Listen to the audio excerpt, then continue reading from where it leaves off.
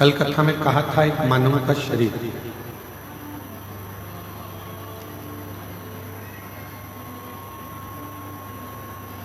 और उस मानव के शरीर में अगर भगवत भजन हो जाए,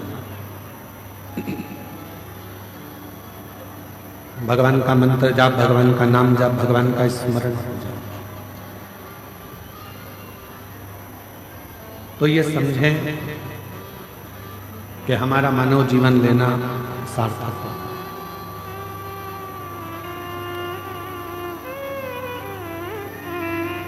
क्योंकि एक तो कठिन है मनुष्य का शरीर, और भगवान ने यदि मानव का शरीर दे भी दिया और उस मानव के शरीर से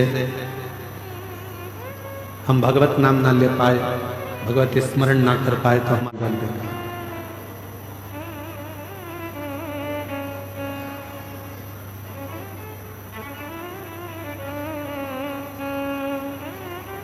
मेरे परमात्मा ने सारी इंद्रियों को श्रेष्ठ दिया। ऐसी कोई इंद्री नहीं है जो मेरे परमात्मा ने आपको बेकार कर। नेत्र दिए दर्शन करने के लिए, मुख दिया भगवान का भजन करने के लिए, श्रवण दिए कान सुनने के लिए, हाथ दिए जितना बन जाए परमार्थ का कार्य करिए, सेवा करिए, श्रृंगार करिए, भगवान की भक्ति करिए, और चरण दिए कि प्रयास करो कि अपने घर से निकलकर शंकर के मंदिर तक जाओ और एक लोटा जल शिव जी को समर्पित कर।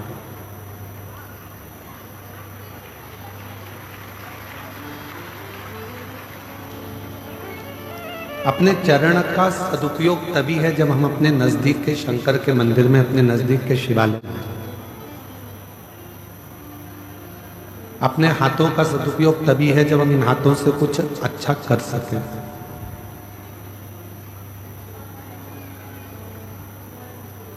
इन नेत्रों का सदुपयोग तभी है जब हम इन नेत्रों से भगवान का दर्शन कर सकें,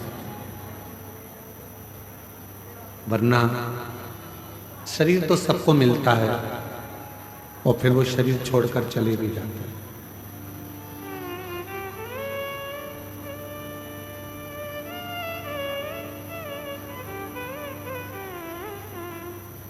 कहते हैं कि शिव जी को जब हम भजते हैं,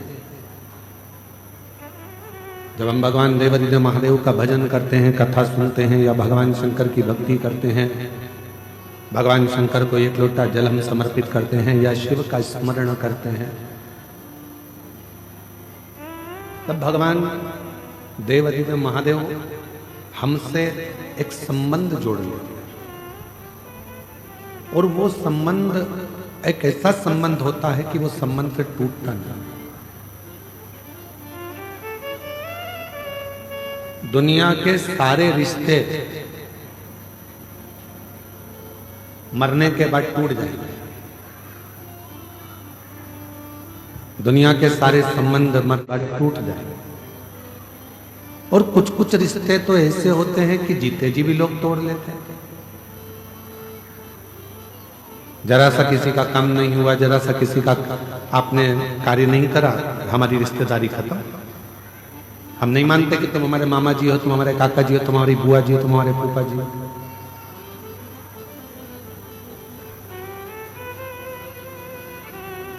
आज के समय के जितने रिश्ते हैं, आज के समय के जितने संबंध हैं, रिश्ते हैं, वो सब एक व्यापारीकरण में चल रहे हैं।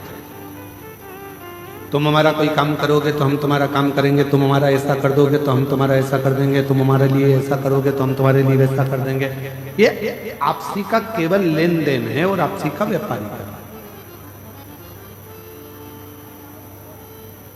पर एक रिश्ता, एक संबंध होता है अपने बाप से, अपने पिता से। एक रिश्ता होता है अपनी माता से, संबंध होता है अपनी माता से, जिसमें कोई व्यापारीकरण नहीं। एक रिश्ता होता है परमात्मा से जिसमें कोई व्यापारीकरण नहीं है।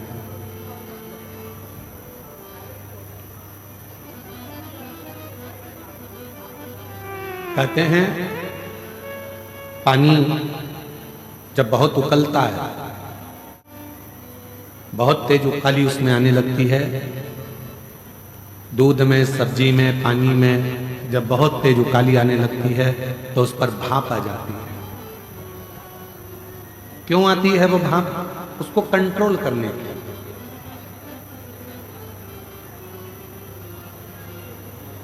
पानी में उकाली आई तो भाप आ गई, सब्जी में उकाली आई तो भाप आ गई, दूध को आपने गर्म किया, उकाली आई तो भाप आ गई। भाप उकलता हुआ देखता है तो आ जाता है। उसी तरह एक हमारा जो बाप है, हमारा जो पिता है, वो भी जब हमें परेशानी में देखता है, कष्ट में देखता है, तो हमारा शिव भी हमारा पिता बनकर, हमारा बाप बनकर हमारे नजदीक है।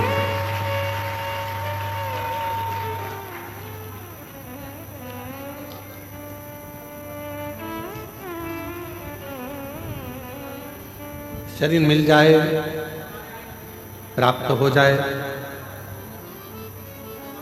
जरूरी नहीं है कि वो शरीर तुम्हारा पूर्ण तरह से कार्य करे।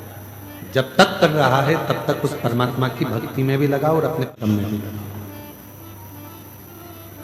कोई तुमसे कह दे कि अपना घर छोड़कर बाबा बन जाओ, बिल्कुल मत बनो। जो बन गए हैं उनको नमन करो, प्रणाम करो। कोई तुमसे कहे कि तुम साधु बन जाओ, सन्यासी बन जाओ, संत बन जाओ, हाथ जोड़ लो। कोई तुमसे कह दे कि किसी नदी के तट पर जाकर बैठ जाओ, हाथ जोड़। क्यों? शिव महापुराण की कथा कहती है कि दुनिया में सबसे सुंदर यदि कोई आश्रम है तो वो गृहस्थ आश्रम। संत को दिन भर में हजारों माला करना पड़ती है, जप करना पड़ता है, तब भगवान प्रसन्न होता है। और घर में रहने वाले व्यक्ति को अगर सुबह शाम भगवान को केवल 2 बार भी नाम ले ले तो भी वो पार उतर जाता है, तर जाता है।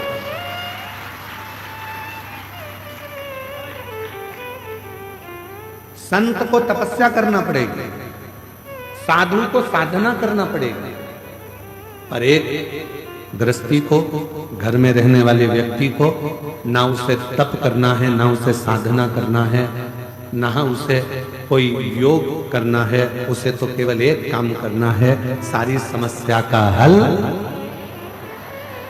बोल बम का नारा है। बस उसको अपनी जिंदगी में एक ही चीज करना है कि चलते फिरते काम करते करते भगवत नाम ले। भगवत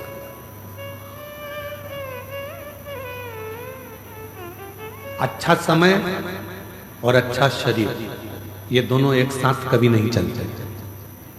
थोड़ा ध्यान देना कथा था, आज कथा का तृतीय दिवस।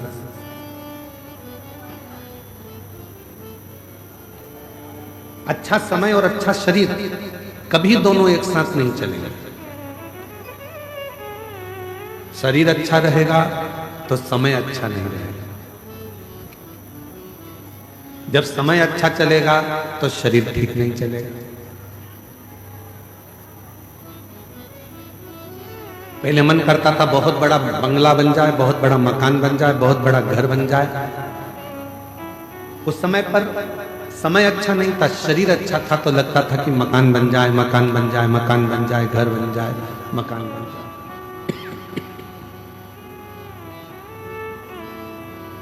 समय निकल गया, शरीर शिथिल हो गया, घुटने दुखने लगे, कमर दुखने लगी, हाथ पैर दुखने लगे। तब बच्चों ने मकान बनाया। पहले मन करता था कि मकान बड़ा हो तो मैं अंदर कपड़े धो के छत पे ले जाके सुखा दूं। इतना बड़ा मेरा मकान हो, इतनी बड़ी मेरी छत हो, इतना बड़ा मेरा पूरा भवन हो कि मैं कहीं भी मेहमान आए तो ऊपर ले जाकर उनको बिठाऊं, ऊपर घूमूं, यहाँ घूमूं, वहां घूमूं। उस समय शरीर अच्छा था, समय अच्छा नहीं था। जब समय अच्छा आया तो मकान बन गया। मकान तो बन गया पर शरीर अच्छा नहीं रह पाया। अब तुमसे कोई कहे पर जाके कपड़े डाली आओ तो क्या भैया हाथ जोड़ू, तू चले जा। हमारे बस का। शरीर ठीक है, शरीर अच्छा था तो खाने के भी लाले पड़ जाते थे, व्यवस्था नहीं हो पाती थी, कुछ मिल पाता था, कुछ नहीं मिल पाता था। और अब समय अच्छा आ गया, बच्चे कमाने लगे, व्यापार व्यवसाय अच्छा चलने लगा, सब काम अच्छा हो गया, तो मालूम पड़ा थोड़ा बहुत भी खा लो तो मालूम पड़े पेट में तकलीफ हो जाती है, शरीर सही नहीं रह पाता। समय और शरीर ये दोनों एक साथ अच्छे बहुत कम चलते हैं। और मेरी जीजियों, मेरे जीजाओं, मेरी बेटियों, बेटाओं, मेरी माताओं, मेरे बुजुर्ग माँ बाप, ध्यान रखना इस बात का, यदि तुम्हारा शरीर भी अच्छा चल रहा है और समय भी अच्छा चल रहा है तो खूब दोनों हाथों से भजन भी करो, काम भी करो, मेहनत भी करो, संघर्ष भी करो और भगवत नाम का स्मरण भी करो। अगर दोनों सही चल रहे हैं, शरीर सही चल रहा है, दौड़ दौड़ के कथा में पहुंच जाता। आपने दंतेवाड़ा क्षेत्र में पहली बार यह कथा शिव महापुराण की आई है। शरीर अच्छा है, परिवार वालों से कहो कि मुझे लेकर चलो, मुझे कथा में छोड़कर आओ। कहां हो रही है? गिदम में हो रही है, 25-50 किलोमीटर दूर है, चलो।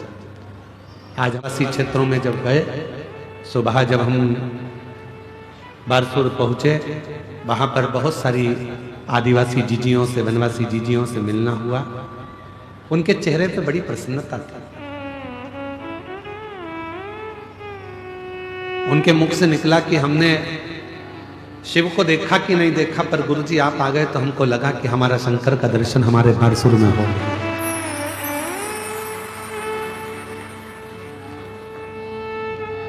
एक बहन अंदर आंख में आंसू भरकर रोने लगी, मंदिर के अंदर उसके आंसू गिर रहे। हम शिव जी को जल चढ़ा रहे थे बारसूर के मंदिर में, 32 खंबा मंदिर में, और उसकी आंख में से जल बह रहा था। हमने कहा दीदी तुम रो क्यों रही हो?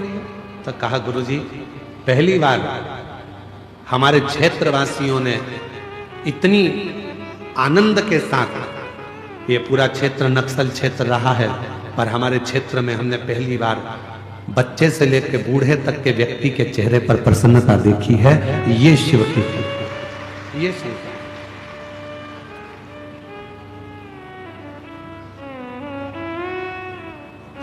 शरीर अच्छा है, भगवान ने दिया है तो इसका सदुपयोग कर लो, मेहनत करने में पीछे मत हटो।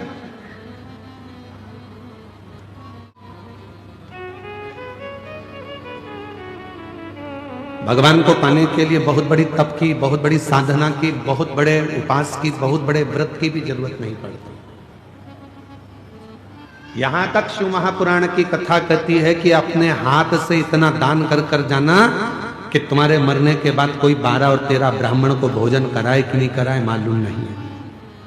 अपने खुद इतने व्रत कर कर जाना कि तुम्हारे मरने के बाद कोई एकादशी का व्रत करे कि नहीं करे। लोग मरने के बाद एकादशी दान देते हैं, इधर देते हैं कि नहीं देते वो हमको नहीं मालूम है। इधर छत्तीसगढ़ में इस साइड चलता है कि नहीं चलता? चलता है क्या? मरने के बाद बड़े बेटे ने 2-5 एकादशी दे दी, पोते ने दे दी, बहू ने दे दी, हमारे दादी चली गई, दादा चले गए, परदादा चले गए, उनको हमने इतनी एकादशी दी। फिर लोग मरने के बाद 2-5 एकादशी करते हैं। क्यों करो? किसी के एकादशी की तुमको जरूरत नहीं पड़ना चाहिए। अपन खुद अपने जीते जी एकादशी का व्रत कर लो, अपने जीते जी ब्राह्मण भोज करा लो, अपने जीते जी भगवत भजन कर लो, अपने जीते जी स्मरण कर लो। मरने के बाद कोई कराए कि ना कराए, अपने जीते जी अपन स्मरण करो। सीखो। श्री विजय प्रसाद जी तिवारी जी को मैं धन्यवाद दूंगा। कहां बैठे हैं? काहे नीचे बैठ गए? तुम्हारे पांव में तकलीफ हो रही थी, ऊपर बैठो। नहीं है तकलीफ? जरा इनको देखो, 82 है ना, 82। और कल इन्होंने 94 वाले से भी मिलवाया था हमको, और वो भी चल के आए थे। 81 जय हो। इतनी अवस्था होने के बाद भी इनके चेहरे की प्रसन्नता देखिए कि शिव महापुराण की कथा करवा कर इनके चेहरे पर कितना तेज आया, कितना तेज, कोई थकान नहीं दिखती है। हमारे साथ सुबह बारसूर भी गए, दर्शन भी किया, घूमे भी। कल दंतेश्वरी माता के दर्शन करने गए, माननीय विधायक महोदय भी साथ में थे, श्री चेत्रा मटामी जी भी, और आप भी साथ में थे। कोई हमारे जो साथ के बच्चे हैं वो दौड़ने में थक रहे थे, पर ये तिवारी जी एकदम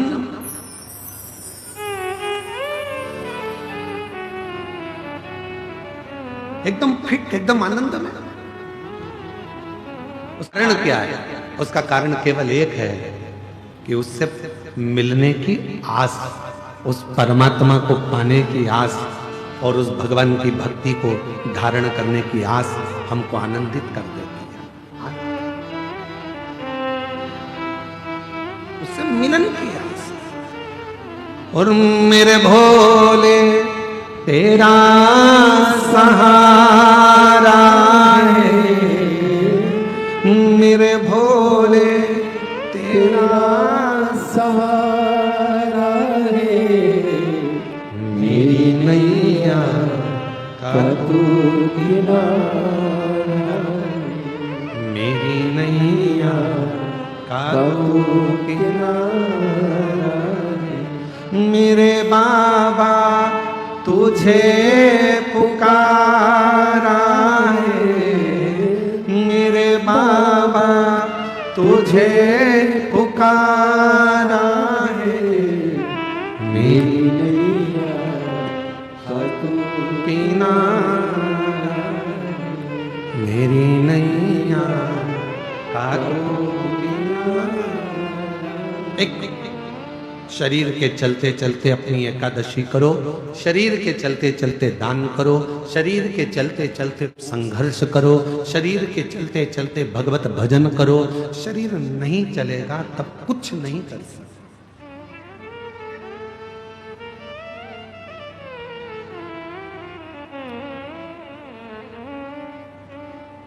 शरीर चले जब तक तीर्थ कर लो, कथा सुन लो, और तुम्हारी घर में चले तब तक दोनों हाथों से दान और धर्म कर लो, दोनों हाथों से पुण्य कर लो, सत्कर्म कर लो। जब तुम्हारे घर में नहीं चलेगी ना, 5 रुपए भी तुम अपनी किसी को दे नहीं पाओगे। यहां तक कि बेटी को भी अगर कुछ देना है तो 50 बार सोचना पड़ेगा, देऊंगी और कोई ने देख लिया तो।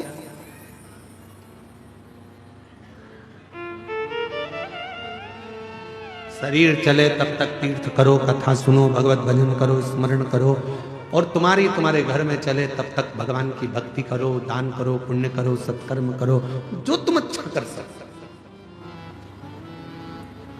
फिर मौका नहीं मिलना।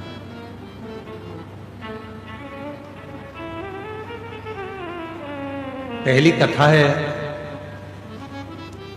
हमारे जीवन की, जिस कथा में इस बस्तर क्षेत्र में, नक्सल क्षेत्र में, आदिवासी वनवासी क्षेत्र में भी कथा करी, पर यह पहली वनवासी आदिवासी क्षेत्र की ऐसी कथा है जिसमें आसपास के पूरे गांव के लोगों ने मिलकर 10 लाख खाने की पत्तल बनाई है, पत्ते की, भोजन करने के लिए।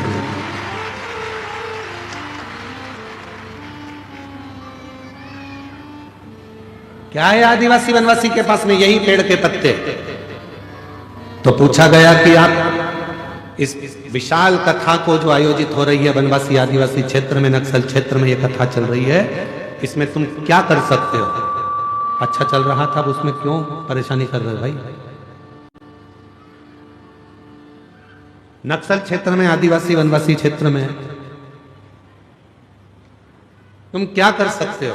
तो उन्होंने कहा कि आप बताओ। तो तिवारी जी ने कहा कि अपने जितने भी शिव भक्त यहाँ आ रहे हैं वो भोजन करेंगे, उनके लिए अपन को कहीं से प्लेट नहीं लाना, थाली नहीं लाना, उनके लिए गांव से सब 2-2, 5-5, 10-10 पत्ते की पत्तल बनाओ और उस पत्तल पर लोग भोजन कर जाएं। हमारा वनवासी क्षेत्र की बहनों ने, जीजियों ने, जीजाओं ने, बेटियों ने, बेटाओं ने 10 लाख पत्तल निर्माण करी पत्ते की पत्ते 10 लाख।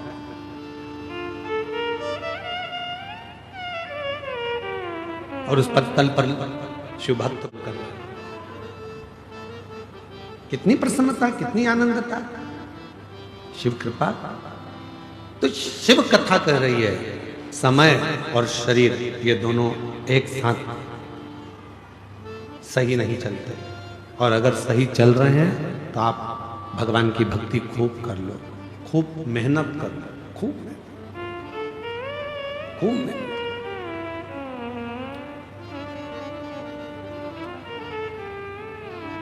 महाराज, ऐसा कोई संसार में जन्म नहीं लेता जिसकी जिंदगी में कोई दुख नहीं होता।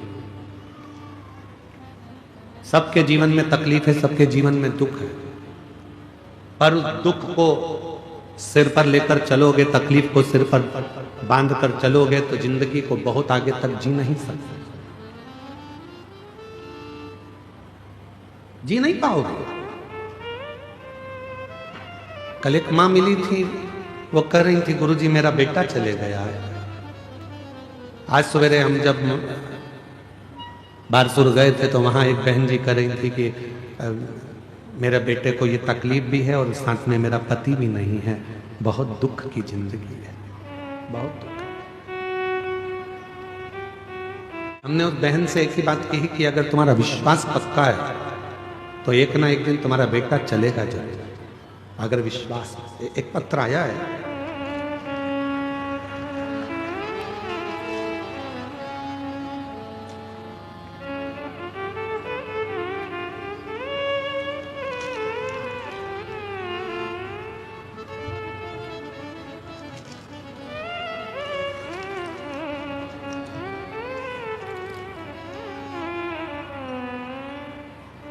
सोनिका देवी, ग्राम भगया, जिला गोंडा, झारखंड से आई हैं। आप ही हैं? आ जाइए, एक बेलपत्र लेकर जाइएगा, एक बार वापस आते ना जाओ। बच्चा आया है क्या साथ में? आ जाओ। मैं सोनिका देवी, ग्राम भगया, जिला गोंडा, झारखंड से आई हूँ। बाबा क्या वर्णन करूं, मेरा लड़का चल नहीं पाता था, ना बोल पाता था, इसके पांव भी नहीं चलते थे, इसे बोल भी नहीं सकता था। बचपन से ही इसको तकलीफ थी, जिसके कारण ना तो ये बोल सकता है ना चल सकता। जब ये बड़ा हो गया, अभी हमको कुछ सालों पहले मालूम पड़ा कि कथा आप करते हैं उसमें उपाय बताते हैं। हमने उपाय करना प्रारंभ करा और सीहोर पहुंच गए। सीहोर की मिट्टी में इस बच्चे को हमने वहां पर रखा।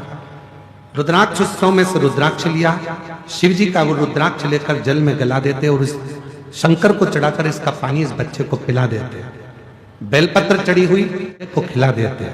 सालों हो गए थे, ना ये चलता था ना ये बोलता था।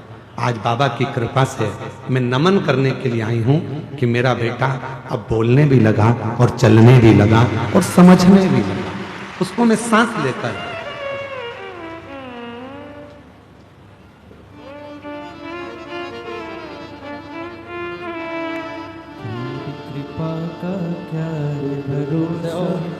कब किस पर हो जाए, जरा सी हम पर कर दो, जरा सी हम पर कर दो। तेरी कृपा का क्या है भरोसा, कब किस पर हो जाए, जरा सी हम पर कर दो, जरा सी हम पर कर दो।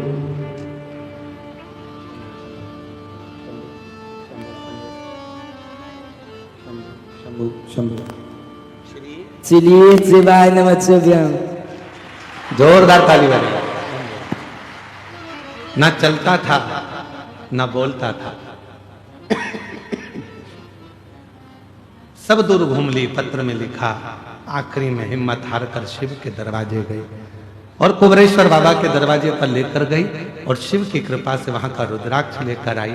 आज बाबा की कृपा से चलकर भी आया है और बोल भी रहा है। ये शिव की जिस पर भी हो गई तेरी कृपा करुणा, वो भव पार हुआ, भव पार हुआ, पापी हो चाहे। दीदी कह रही हैं, जब ये चलता नहीं था, बोलता नहीं था, तो लोग बहुत आड़ा टेढ़ा कहते थे, ताने देते थे, अपशब्द कहते थे, पर बाबा ने मेरे बेटे को चला भी दिया और बुला भी दिया। ये शिव कृपा, शंकर कृपा। जिस पर भी हो गई तेरी कृपा करुणा, भव पार हुआ, भव पार हुआ। जब तक शिव कृपा ना करे दुनिया में कोई कुछ कर ही नहीं सकता, कुछ नहीं।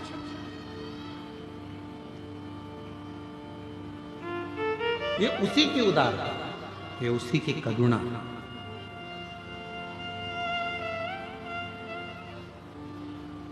आप उसको भजो, आप उसका स्मरण करो। कैसे नहीं देगा वो? क्या मानते हो भोलेनाथ जी को आप? बोलो बोलो जरा, सब गिदम वाले बोलो। पिता, बहुत बढ़िया। शिव को अपना बाप मानो, क्योंकि एक रिश्ता ऐसा होता है जिसमें देना नहीं पड़ता है, वो अपने को देता रहता है, हमेशा देता है। वो बाप और बेटी का रिश्ता, वो बेटे और बाप का रिश्ता। एक सिर पर बोझ रखकर यदि तुम चलोगे, गुरुजी ये दुख है, ये दुख है, दुख है, तो आगे नहीं बढ़ पाओगे। जिस समय पर कुबरेश्वर बाबा की धरा पर सीहोर कुबरेश्वर धाम जिंदगी में जब भी पहुंचो, उस बाबा की धरा पर रहने का प्रयास करो। सीहोर आना कुबरेश्वर धाम पर तो ये विचार कर आना कि हमें होटलों में नहीं ठहरना है। सीहोर आना कुबरेश्वर धाम पर तो ये विचार कर आना कि हमको किसी के घर में या किसी होटल में जाकर नहीं ठहरना। गांव में बेटी आ जाए और मामा जी के यहाँ ठहरे या काका जी के यहाँ ठहरे तो बाप को अच्छा नहीं लगता। अगर कुबरेश्वर धाम सीहोर आओ तो किसी होटल में मत ठहरो, अगर ठहरना है तो अपने बाप के घर कुबरे भंडारी के दरवाजे पर आकर ठहरो। भले कमरा ना मिले तो कुबरेश्वर धाम पर गादी, ओढ़ने का कम्बल सब निःशुल्क मिलता है, ओढ़ो, वापिस जमा कर दो। वहां कोई चीज का पैसा नहीं लगता, गादी भी बिछाओ, कम्बल भी ओढ़ो, यहाँ तक भोजन व्यवस्था निःशुल्क है। और अभी थोड़े दिन की बात है, वहाँ एक बहुत बड़ा टीन शेड बन रहा है, 400 शौचालय बन रहे हैं, वहाँ पूरी व्यवस्था हो जाएगी। तुम्हें कहीं जाने की जरूरत नहीं, किसी होटल में ठहरने की जरूरत नहीं। तुम बाप की बेटी हो, अपने पिता के घर में आई हो, तो उसी के यहाँ दरी बिछा कर सो जाओगी और वो करुणा कर दे। किसी होटल में ठहरने की जरूरत नहीं है। अगर आप कुबरेश्वर धाम आओ, आप तो केवल उस बाप के घर में आए हो, तो बाप के यहाँ ठहरो। पिता के घर में जब ज्यादा लोग आ जाते हैं तो दरी बिछा के ही तो सोते हो अपने बाप के घर में। बोलो बोलो, ईमानदारी से बोलो। 4-5 बहन आ गई, जमाई आ गए, बच्चे आ गए, तो पिताजी क्या कहेंगे? बेटा ये गादी पड़ी है, दरी पड़ी है, बिछा लो, सब यहाँ लाइन से सो जाओ। बस बाप के आंगन में ऐसे ही सो लो। पर उस बाप के घर एक बहन ने पत्र लिखा है। उस पत्र में उस बहन ने लिखा कि मेरे भाई ने जिद कर दी कि तू कहती है कि कुबरेश्वर धाम वाला बाबा सब कुछ दे देता है, और तू कहती है कि बाबा सुन लेता है। मैंने 12वीं पास नहीं करी, मेरी 12th भी क्लियर नहीं हुई, मैं 12वीं पास नहीं कर पाया, क्या तेरा भोले बाबा मुझे सरकारी नौकरी दे सकता है? तो बहन ने अपने भाई से कहा कि किसी एक पंडाल में बैठकर शिव महापुराण की कथा सुन, वहां की मिट्टी को लेकर जा और फिर शिवलिंग का निर्माण कर आनंद के साथ बाबा से विनती कर, देखे सुने कि नहीं सुने। वो बहन भाई को सीहोर लेकर पत्र है, पत्र उसका भी पत्र है।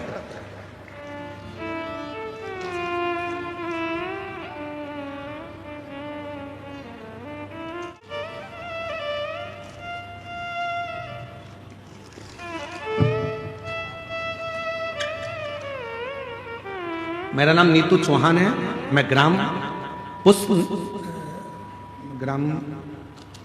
पुष्पनार भेरमगढ़ जिला बीजापुर से आई हैं। कहीं बैठी हो जी आप ही हैं? आ जाइए, एक बेलपत्र लेकर जाइए। मेरा नाम नीतू चौहान है, मैं ग्राम पुसनार भेरमगढ़ जिला बीजापुर से आई हूँ। आज मैं इस पत्र के माध्यम से बाबा के चमत्कार को बताना चाहती हूँ कि बाबा की कृपा से बड़े भैया श्री अरुण सिंह भदौरिया, जो कि 12वीं की परीक्षा किसी कारणवश नहीं दे पाए थे और उन्होंने शर्त रख दी थी, क्या भोले बाबा मेरी सरकारी नौकरी लगा सकते हैं? मैंने बड़े भाई से कहा था कि यदि कुबेरेश्वर धाम गए हो, शिव जी की पूजन करी है और एक पंडाल में बैठकर अगर कथा सुनी है और तुमने मांगा, वो देगा जरूर। मेरे भाई ने शर्त लगा ली। 2023 में मेरे भाई ने उसी समय पर एक कथा यहीं छत्तीसगढ़ में श्रवण करी और बाबा की ऐसी कृपा हुई कि 2023 में कथा सुनकर आया और 1 साल पूरा हुआ और बाबा की कृपा से मेरे भाई की सरकारी नौकरी लग गई। आज वो जिला सुकमा के चीफ ब्यूरो के पद पर कार्यरत हैं। ये शिव, ये शंकर की उदारता है, ये शंकर की करुणा है। आप कितनी मेहनत कर रहे हो, कितना परिश्रम कर रहे हो और साथ में कितना विश्वास कर रहे हो, यह आपके ऊपर निर्भर करता है, आपके ऊपर निर्भर करता है। मेरी जीजियों, दंतेवाड़ा क्षेत्र के मेरे बहन भाई, इस बात का याद रखना कि तुम्हारी दृष्टि में दुनिया के लोग कहते हैं ये शिव महापुराण की केवल कथा है और इसको कथा मत सुना। यहाँ बैठकर जब आप नेत्र बंद कर कर बाबा से कुछ मांगते हो, समझ लेना अपने बाप से बेटी बनकर, बेटा बनकर पुकारते हो तो वो बाप अपना बच्चा समझकर तुम्हारी झोली में खुशियां जरूर डालता है, वो देता है।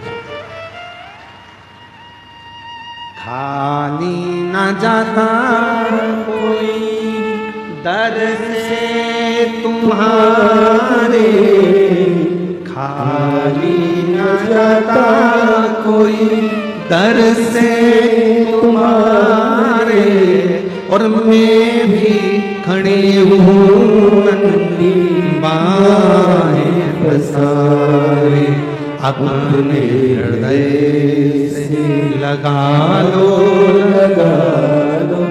गिरा जा रहा हूँ, उठा लो भोले अपने दर से, अब तो न टालो गिरी जा रही हूँ, उठा लो।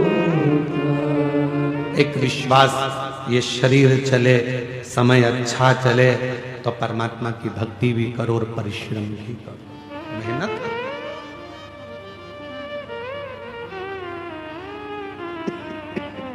मेहनत करो।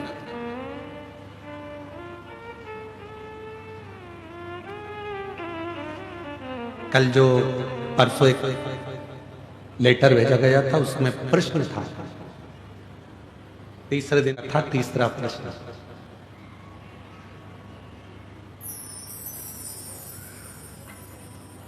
खुश कैसे रह सकते हैं, प्रश्न था। अब फिर लेटर को ढूंढना पड़ेगा, इसलिए हमने प्रश्न याद कर लिया।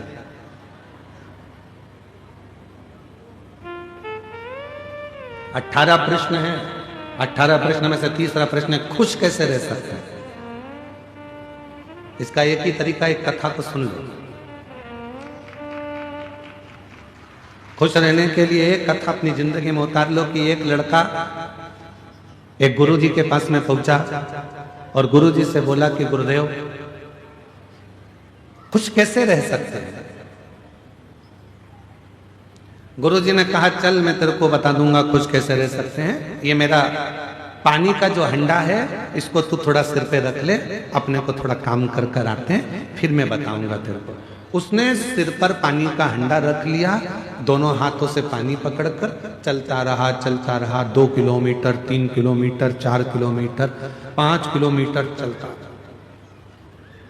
अब उसके हाथ भी दुखे, सिर भी दुखे, चलते जा। कुछ कैसे 6 किलोमीटर चलने के बाद वो इतना थक गया गुरुजी ने आखिरी में कहा, बेटा अब तू इस पानी के मटके को नीचे रख दे। उस पानी का मटका जैसे ही नीचे रखा, इतना आनंद में हो गया, इतना खुश हो गया। गुरुजी ने पूछा, क्यों बेटा, खुशी मिली? हाँ गुरुजी, जब तक सिर पे था इतना वजन लग रहा था, हाथ भी दुख रहे थे, सिर भी दुख रहा था, चलते भी नहीं बन रहा था, अब एकदम आनंद में हो गया। गुरुजी ने कहा, बस खुश रहने का सबसे सुंदर तरीका है, जितने भी बोझ हैं उनको हटा दो। किसी ने क्या कहा, उधर जाने दो। किसने क्या बोल दिया, उधर जाने दो। एकदम खाली रहो। और हम क्या करते हैं, बोझ इकट्ठा करते हैं। मम्मी ने ये बोल दिया, पापा ने ये बोल दिया, काका जी ये बोल दिया, उसने ये बोल दिया, बहन ने ये बोल दिया, ना जाने किसका फोन आया था, उसने मेरे को ऐसा कह दिया, उसने ऐसा मैसेज डाल दिया, उसने ऐसा कमेंट कर दिया। दिन भर बोझ बोझ बोझ बोझ बोझ बोझ, और इतना बोझ अपनी बुद्धि में इकट्ठा कर लिया कि हम खुशी से जिंदगी नहीं जी पा रहे। अगर सुख चाहिए तो बोझ हल्का करना प्रारंभ कर दो, सुख की जिंदगी प्रारंभ हो जाए। तीसरे प्रश्न का उत्तर है, भार लेकर मत जियो। जिसने 18 प्रश्न लिखे हैं, 7 दिन में हमको उसका इंतजार है। जिसने 18 प्रश्न लिख के भेजे हैं, अगर वो 7 दिन में अगर आ जाए तो मिलने व्यासपीठ पर जरूर आना, उसको मेरे को माला पहनाना है। जोरदार प्रश्न आ जाओ। बेलपति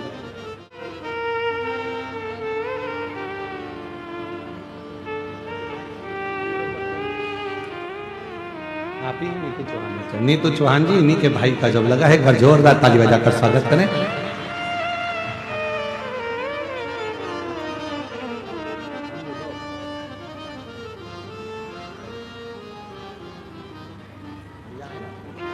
आप ही का लगा है, ये भाई हैं, इन्हीं का ही जॉब लगा है। एक बार जोरदार ताली बजाकर साधुवाद करिए। विश्वास नहीं था भोलेनाथ पर अब रोज मंदिर जाते हैं, रोज एक लोटा जल चढ़ाते हैं, इतना भरोसा बाबा पर कर लिया है। ये शिव कर रहे हैं। अब तो हम सीहोर भी नहीं छोड़ते हैं। बाबा की जब भी पुकार होती है, कावड़ यात्रा भरने के लिए बाबा के यहाँ पहुंच जाते हैं और बाबा कृपा करता रहता है। ये शिव, उस पर भरोसा। खुश कैसे रहे? तीसरा प्रश्न था, बस खुश रहने का सबसे सुंदर तरीका है अपने भार को हल्का करो। भार को। मोबाइल किस किस के पास है? दिखाना नहीं, रख लो, बस हाथ उठा लो। कौन सी कंपनी का है उससे भी मतलब नहीं है, बस हाथ उठाओ। किस किस के पास मोबाइल है? हाँ रख लो, हाथ रख लो।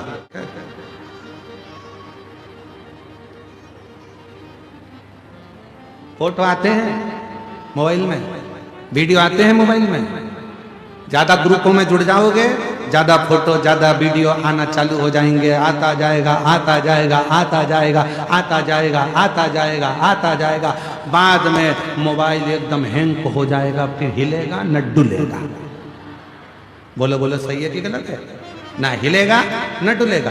फिर तुम इधर ए छोरा इधर आ, देख तो जरा इसमें ना जाने क्या हो गया, कल तक तो अच्छा चल रहा था। अरे मम्मी, इसमें ज्यादा डाटा भरा गया है, इसको डिलीट करना प्रारंभ करो। डिलीट करोगी सब कुछ खाली कर दोगी, मोबाइल अच्छा चलने लगेगा। उसी तरह अपने मन को जब खाली करना प्रारंभ करोगे तो ये दिल विश्व में लगना प्रारंभ हो। खाली और हम खाली नहीं कर रहे, इसीलिए हैंग मार रहा है, इसीलिए खाली।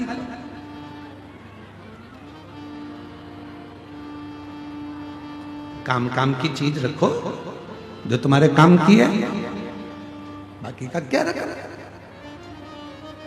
कचरा इकट्ठा मत करो। इसने निंदा कर दी, उसने बुराई कर दी, इसने अपशब्द कह दिया, उसने ताना दे दिया, उसने आड़ा टेढ़ा कर दिया, उसने ये बोल दिया, उसने वो। दुख किसको नहीं है? संसार में अगर जन्म लिया है तो संसार में जब हम, और आप क्या, भगवान भी अगर इस संसार में जन्म लेते हैं तो उनको भी दुख का सामना करना पड़ता है। कर्म का भोग सबको भोगना पड़ता है। और हम पहले भी कहे, आज फिर कहते हैं, तुम्हारे घर के माता से नहीं डरना, मत डरो। गुरु से नहीं डरना, मत डरो। संतों से नहीं डरना, मत डरो। तुम्हारे घर के बुजुर्गों से नहीं डरना, मत डरो। रिश्तेदार से नहीं डरना, मत डरो। नातेदार से नहीं डरना, मत डरो। मंत्री संतरी कलंतरी से नहीं डरना, मत डरो। किसी से नहीं डरना, मत डरो। परमात्मा से भी नहीं डरना, मत डरो। गुरुओं से नहीं डरना, मत डरो। धर्मशास्त्र से नहीं डरना, मत डरो। पर इतना याद रखना, अपने कर्म से जरूर डरना, क्योंकि कर्म का भुगतान तो भगवान को भी भोगना पड़ता है। कर्म का भोग तो परमात्मा को भी भोगना पड़ता है, उनको भी।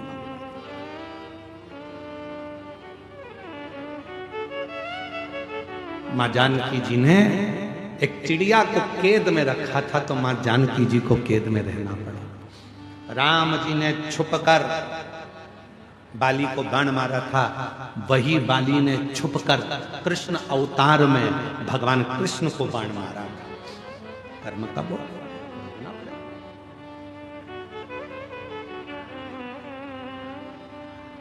मत बुरे कर्म कर बंदे, वरना पछताएगा।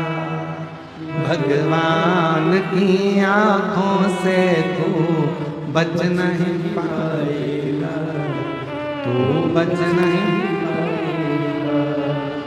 अरे ओ अज्ञानी मत करना नानी, तेरे कर्म का फल भी तू ही पाएगा। जैसा किया तूने तेरे आगे आएगा। मत बुरे कर्म कर बंदे, वरना पछताएगा। भगवान की आंखों से तू बच नहीं पाएगा, तू बच नहीं पाएगा। कर्म का भोग तो परमात्मा को भी भोगना पड़ता है। परमात्मा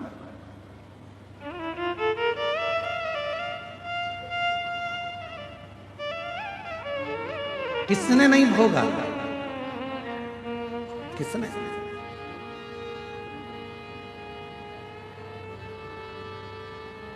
कितना सुंदर एक प्रसंग आता है।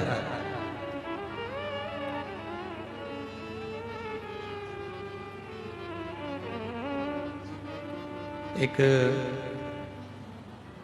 सेठ जी सबको पैसा उधार देते थे, सब।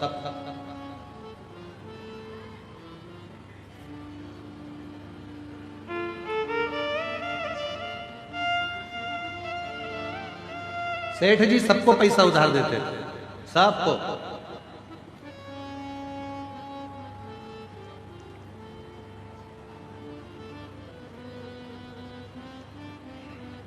उनके बोर्ड पर लिखा था, हमारे यहां पैसा उधार मिलता है।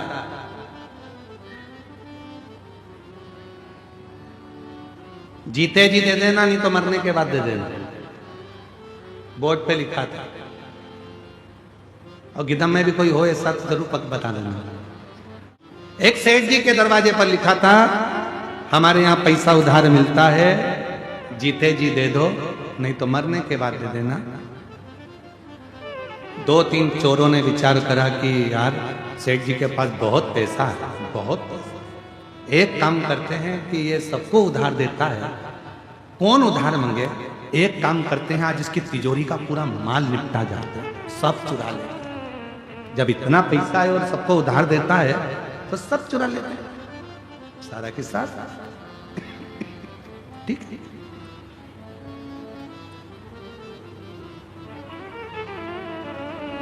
चोरों ने विचार करा, आज रात्रि को सेठ जी के तिजोरी में से माल चुराना। ये बहुत उधार देता है, चल दिए।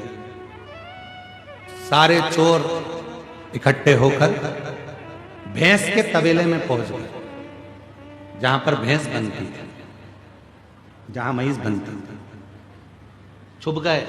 सेठ जी अलमारी बंद करेगा, जाएगा और अपन पूरा की पूरा माल चुरा लेंगे।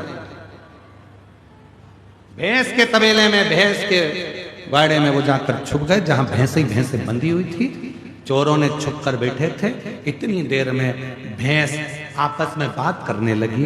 एक भैंस ने दूसरी भैंस से पूछा, ओ जीजी, तो कितने साल से सेठ जी के यहाँ दूध दे रही है? उसने कहा, मुझे 4 साल हो गए। दूसरी से पूछा तुझे कितने साल हो गए? मुझे 10 साल हो गए सेठ जी, क्या दूध देते देते। तीसरी पूछा तुझे कितने साल हो गए? उसने कहा मुझे 12 साल हो गए सेठ जी, क्या दूध देते देते। सब आपस में बात कर रही थी, इतने में एक बूढ़ी भैंस के पास में पहुंची। एक भैंस उससे पूछा तू कितने सालों से दूध दे रही है? कि मेरी पूरी जिंदगी यही दूध देते देते निकल गई। सेठ जी नोच नोच के दूध निकाल लेता है। तो उसने पूछा बूढ़ी भैंस से, एक बात बता, आखिर अपन सब सेठ जी के घर में इतना दूध क्यों दे रहे हैं? कि सेठ बहुत समझदार है, उसने दरवाजे पर लिख कर रखा है उधार लिया है, जीते जी दे दो नहीं तो मरने के बाद देना। मैं जीते जी नहीं दे पाई, इसलिए मरने के बाद भैंस बन के निचोड़ निचोड़ के निकाले जा रहा है, सारा दूध निकाले जा रहा है, सारा। इसलिए मेरी जीजियों मेरे जी जाओ, सावधान इंडिया, सावधान हो जाओ। किसी का लिया है तो दे दो, नहीं तो मरने के बाद वो नोच नोच के निकालेगा। फिर अगला जन्म ना जाने कौन सा होगा और हमको चुकाना पड़ेगा।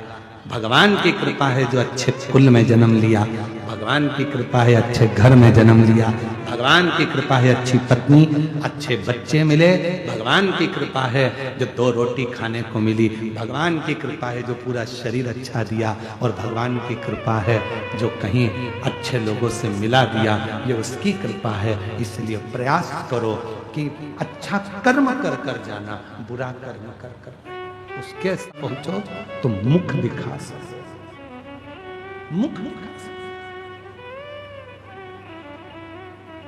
कर्म कितना सुंदर व्याख्यान। कश्यप बाबा का कथा आती है, कश्यप ऋषि की कथा आती है।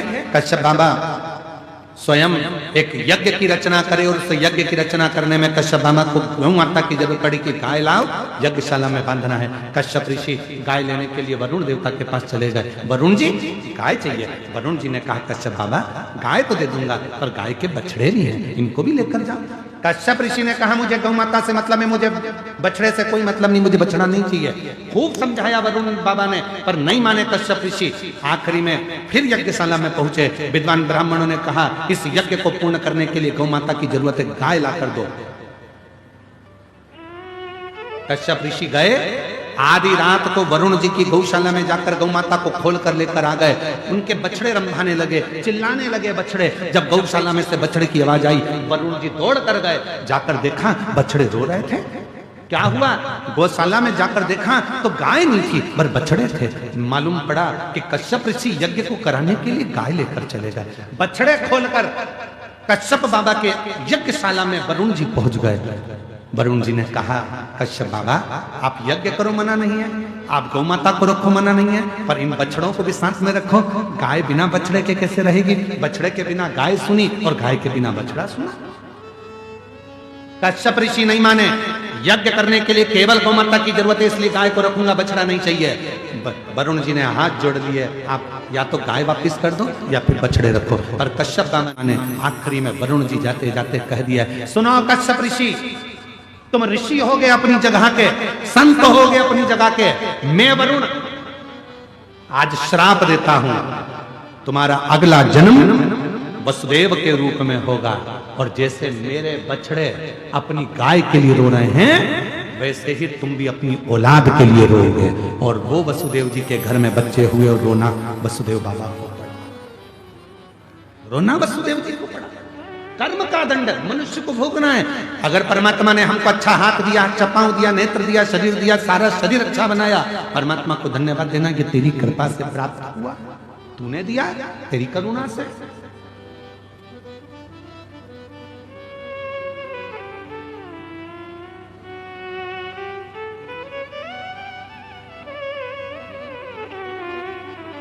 कुछ अच्छा समय चले, कुछ अच्छा समय।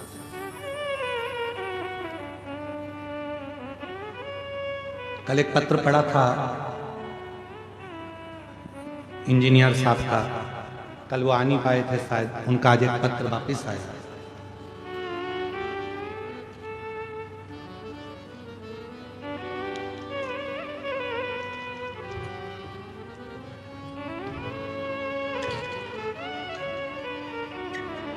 मेरा नाम जीवन लाल जी गोयल है। गुरुदेव, मैं क्षमा चाहता हूँ, कल आपने पत्र पढ़ा और मैं पहुंच नहीं पाया था क्योंकि मैं कार्य में लगा हुआ था। कहीं बैठे हैं जीवन लाल जी गोयल? आप ही हैं? ऐसा हाथ हिला दीजिए, आ जाइए, बेलपत्र लेकर जाइए। गुरुदेव, सरकारी नौकरी नहीं थी, किसी के कहने पर पहली कावड़ यात्रा करने के लिए सीहोर गया। सावन के महीने की कावड़ करी, वापिस आ गया। बाबा की कृपा से ऐसी करुणा बाबा ने कर दी कि मेरी गरियाबाद छत्तीसगढ़ का हूं और बाबा की कृपा से आज मैं सिविल इंजीनियर के पद पर दंतेवाड़ा में पदस्थ हो गया हूं। मैं बाबा को धन्यवाद देने के लिए, ये शिव की उदारता और बाबा की ही कृपा से शिव ने साथ दिया। हर वर्ष कावड़ यात्रा में सीहोर जाता हूं और कावड़ भरकर आता हूं। जितनी बार कावड़ भरकर आता हूं मेरा बाबा कुछ ना कुछ मुझे जरूर देता है, ये मैंने देखा। ये शिव तत्व है, ये शंकर की कृपा। आप उस पर आश्रित कितने आश्रित, ये आपके ऊपर निर्भर करता। जो जैसी भावना, बोलो बोलो सब जीजियां बोलो, पीछे वाली भी, साइड वाली भी, आसपास वाले सब। जो जैसी वो वैसा ही फल, नहीं खाली उसे लौटाया, वो मन ही मन और कर दिया माला माल काशी, लुटा दिया भंडार काशी। आप जिस भाव से बाबा को भजते हो, बाबा उसको स्वीकार करते। समय अच्छा चले, शरीर अच्छा चले, अच्छा करिए। जीवन में हम जैसा करेंगे वैसा हमको भोगना पड़ता है। परमात्मा की कृपा से शरीर मिला है तो परमात्मा में समर्पित हो। हम ये नहीं कहेंगे तुमसे कि तुम घर छोड़ो, परिवार छोड़ो, कुटुंब छोड़ो, नाते छोड़ो, रिश्ते छोड़ो, कुछ मत छोड़ो, पर अपने घर में रहकर मेहनत भी करो, संघर्ष भी करो और शिव की भक्ति भी करो। शिव भक्ति ज्यादा बोझा अपने सिर पर रखकर मत चलो। कितना बोझ था मां सती के सिर पर, कितना बोझ। कथा में जरा सा स्मरण करिएगा कि मां सती की सिर पर कितना बोझ था। हल्का नहीं कर पाते हैं तो लोग फिर अपना शरीर त्याग देते हैं। कभी आपने विचार करा कि भगवान देवाधिदेव महादेव की धर्म पत्नी माता सती, दक्ष प्रजापति की बेटी मां सती,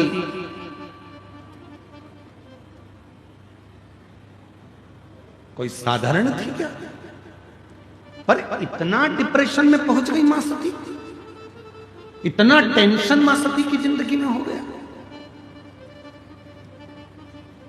इतना चिंता मां सती के जीवन में आ गई।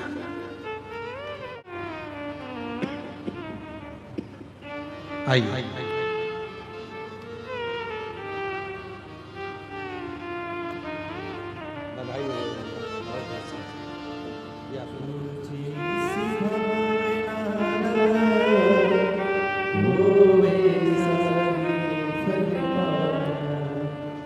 नहीं खाली उसे,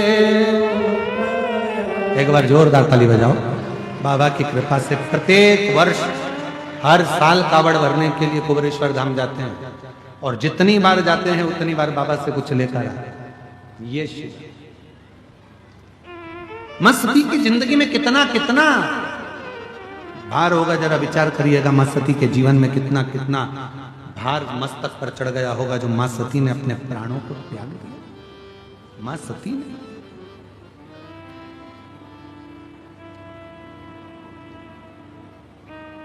विचार करिए। मां सती बैठी हुई, पिता ने यज्ञ रखा था, यज्ञ सबको बुलाया था, मां सती को, शिव को नहीं, सब आए हैं यज्ञ में, पर भगवान देवादिदेव महादेव के पास में कोई पत्र नहीं गया, कोई बुलावा नहीं गया, कोई बुलाया नहीं गया, कोई ने जाकर सूचना नहीं दी कि दक्ष प्रजापति के यहाँ यज्ञ है, तुम आओ।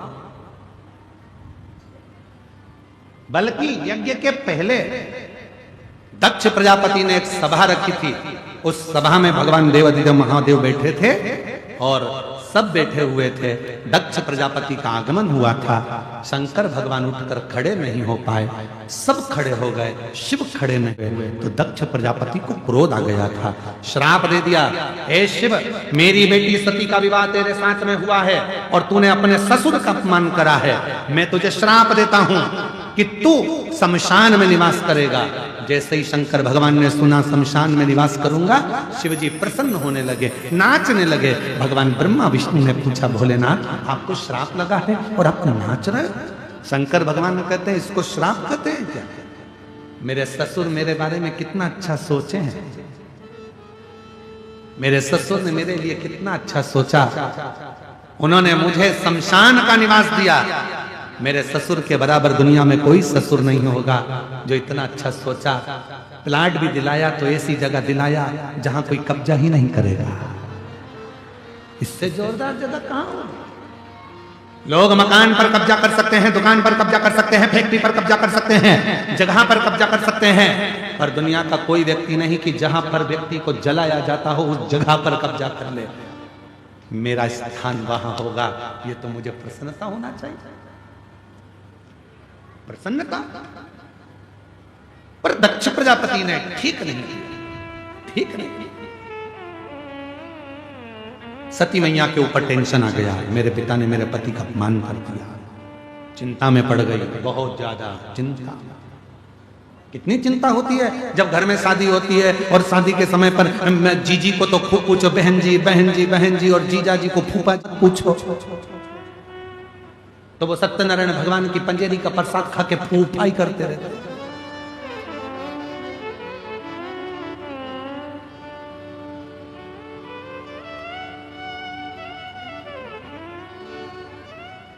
एक ही नाम है जो आज तक चेंज नहीं हुआ। जीजा जी जीजू हो गए, मामा मामू हो गए, चाचा चाचू हो गए, केवल एक ही है वो आज तक चेंज नहीं हुआ, फूफा।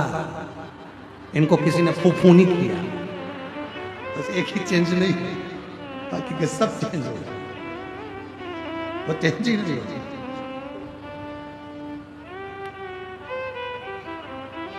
महाराज शिव कथा कर रही है, भगवान शंकर का चरित्र कर रहा है, शिव पुराण कर रही है। सती मैया को थोड़ा भार बढ़ने लगा, मेरे पति का अपमान हो गया, मेरे पति को अपशब्द कहा गया, मेरे पति को ताना दिया गया, मेरे पति को आड़ा टेढ़ा कहा गया, मेरे पति को अपशब्द कहा गया। चिंता बढ़ती गई और चिंता क्या बढ़ी, जब सबको बुलाया और सती माता के यहाँ कोई पत्र ना आया, तब और ज्यादा मस्ती टेंशन में पड़ गई, भार बढ़ गया।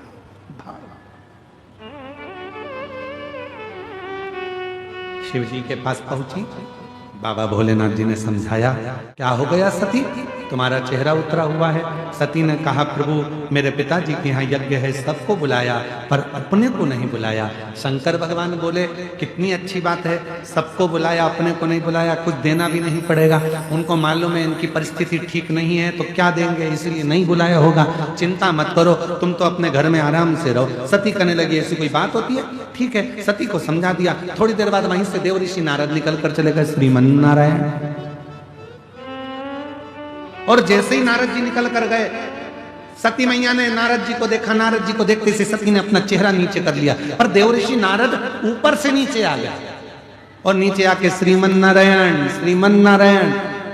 सती मैया ने कहा, लड्डू खाओगे? नारद जी बोले, नहीं, अब तो तुम्हारे पिताजी के घर खाएंगे। अच्छा, तो तुम भी जा रहे हो? हाँ। तो इतने में देवऋषि नारद ने कह दिया, मैया तुम्हारे यहाँ पत्र नहीं आया, तुम्हारे पिता अपने दामाद को भूल गए। सती मैया बोली, अब तो ऐसा होता है कि घर के लोगों को पत्र की जरूरत नहीं पड़ती है, इसलिए नारद जी तुम जाओ। तो नारद जी ने कहा, जब पत्र की जरूरत नहीं है तो तुम हमारे साथ चलो, हम तुमको घुमा के लाते हैं यज्ञ में। ना ना, नहीं जाऊंगी, मैं पति की आज्ञा नहीं, मैं नहीं। नारद जी चले गए। थोड़ी देर बाद में गरुण जी जा रहे थे, उन्होंने भी यही कहा। वरुण जी जा रहे थे, उन्होंने भी यही कहा। सती के मन में उत्कंठा जाओ, समझा रहे हैं शिव। आज भगवान शंकर समाधि में भी नहीं बैठे, अपनी धर्म पत्नी सती को समझाते रहे। देखकर ललायित मत होना, ललायित। मेरी जीजियों, दीपावली पर किसी के घर में भी मिलने जाओ, पर उसके घर के पर्दे से और उसके घर के जेवर से मतलब मत रखो। दूसरे के यहाँ मिलने जाते हो दिवाली पर, उसके घर की पेंटिंग और उसके घर के पर्दे देख कर आती हो और घर में आके प्राण खाती हो। अपन को बेसी लाना है, बेसी चूड़ी बनवाना है, बेसी मंगलसूत्र बनवाना है, बेसी मंगलसूत्र लाना है, बेसी पायजेब लाना है, बेसी तगड़ी लाना है। दिन रात दिन रात दिन रात दिन रात क्लेश। और आखिरी में पति दिला भी देता है जब एक दिन ऐसा आता है करवा चौथ का। इधर होती है करवा चौथ की नहीं होती है? अरे जम के तो बोलो, होती है। एक दिन ऐसा आता है करवा चौथ का कि पति बेचारा अब जिद कर रही है तो दिला भी देता है। ना जाने कहां कहां से कर्जा वर्जा कर कर गले में एक छोटा सा पेंडिल दिला देता है। पर जिस दिन वो करवा चौथ की पूजन करती है और वो अपने पति का चलनी में मुंह देखती है, ये तो पति को देखती है, पति उसके गले का मंगलसूत्र 50,000 का देखता है।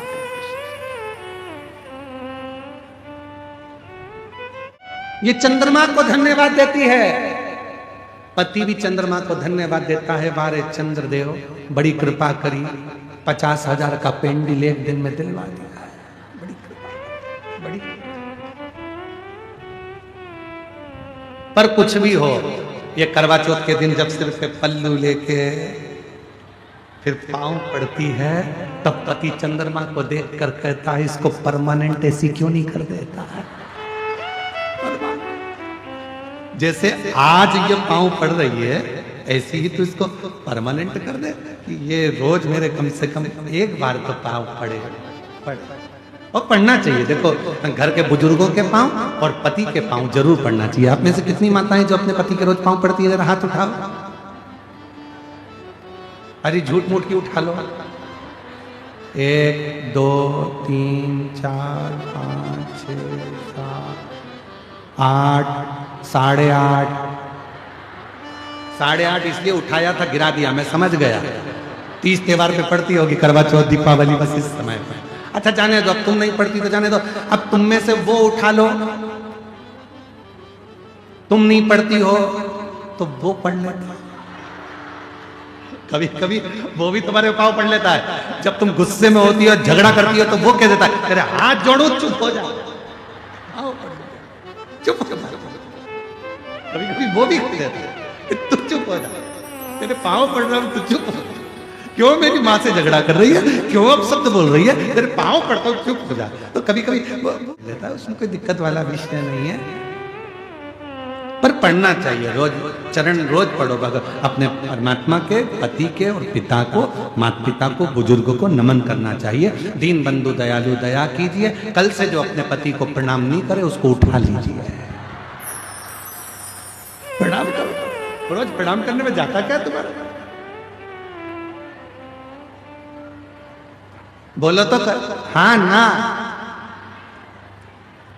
अच्छा मत बोलो, मुंडी हिला के बता दो तुम।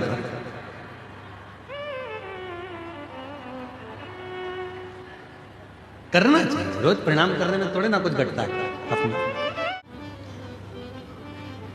सती मैया ने सबकी सुनी, भार बढ़ता गया।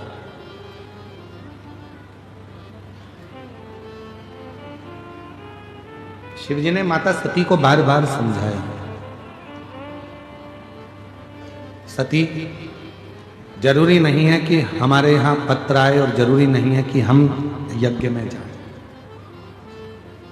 जरूरी यह है कि जो यज्ञ हो रहा है वो अच्छे से हो जाए। कितना सुंदर बात भगवान देवाधिदेव महादेव ने कही। आप भी अपनी जिंदगी में ये उतारिए। कोई अच्छा काम हो रहा हो हाथ आगे बढ़ाकर उस कार्य में सहयोग प्रदान करो। टांग मत अड़ाओ, हाथ थोड़ा सा आगे बढ़ाओ, जिससे हमारे क्षेत्र में, दंतेवाड़ा क्षेत्र में, गिदम में जो इतना दिव्य और भव्य जो आयोजन हो रहा है, शिव की कृपा से बाबा कुबेर भंडारी यहाँ आए हैं कथा करने के लिए, तो बाबा की कृपा से ये इसको आगे बढ़ाने का प्रयास करो, वो बड़े।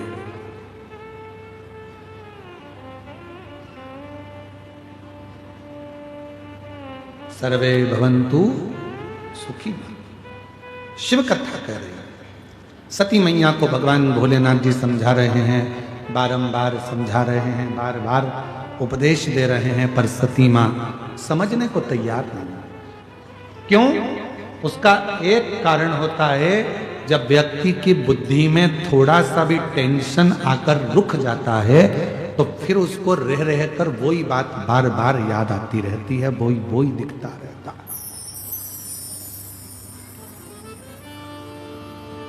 मेरी जीजियों, मेरे जीजाओं, मेरी बेटियों, बेटाओं, मेरी माताओं, मेरे बुजुर्ग माँ बाप, ध्यान रखना, जब भी चिंता में घिरो तो एक बार अपने घर में लगे हुए दर्पण को, कांच को अवश्य देखा करो कि दर्पण कैसा होता है।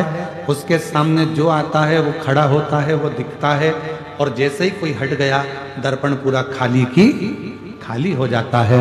उस दर्पण से हमको सीखना चाहिए कि ज्यादा अपने अंदर भरना नहीं है, दर्पण एकदम खाली है, आओ सामने खड़े हो जाओ, भरा दिखेगा, हट गए दर्पण खाली हो जाएगा। उसी तरह अपने अंदर ज्यादा अभिमान, अहम, अहंकार या किसी भी तरह के कोई विचारों को हम ज्यादा भर लेंगे तो वो हमको जीने नहीं देंगे, वो हमको जीने नहीं देगा।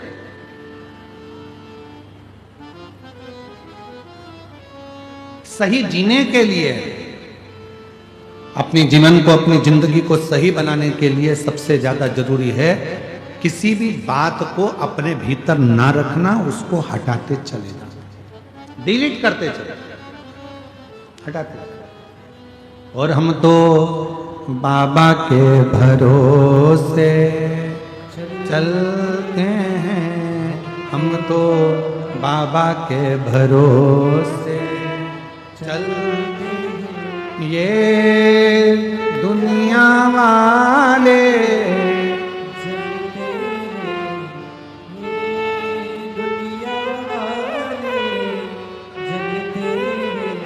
हम तो बाबा के भरोसे चलते हैं, डमरू वाले के भरोसे चलते, काशी वाले के भरोसे चलते हैं। अपने भगवान के आश्रित होकर उसके भरोसे पर चलते,